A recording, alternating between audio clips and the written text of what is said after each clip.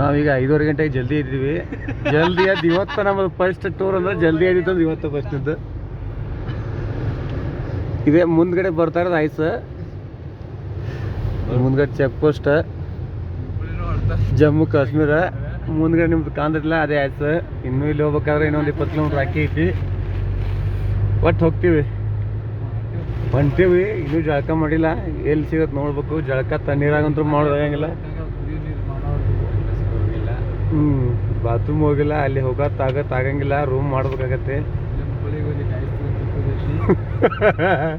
ಇದು ಆಗಲಾರ್ದ ಮಾತು, ಮೊದಲು ಆಗ್ತಿತ್ತು, ಮಾತಿಗೆ ಮಾತಾಡ್ಬೋದು. ಇನ್ನೂ ಮಂದಿನೇ ತಿರುಗಾಡ್ತಾ ಇಲ್ಲ ಅಂದ್ರೂ ನಾವು ಹೊಂಟೀವಿ. ನಾವ ಗ್ರೇಟ.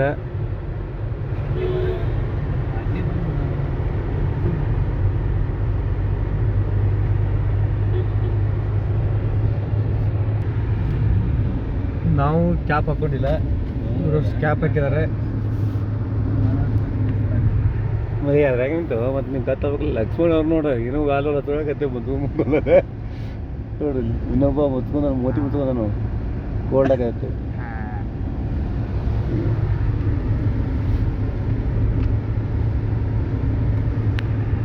ಸೂಪರಾಗಿ ಜರ್ನಿ ಮಾಡ್ತಾ ಇದೀವಿ.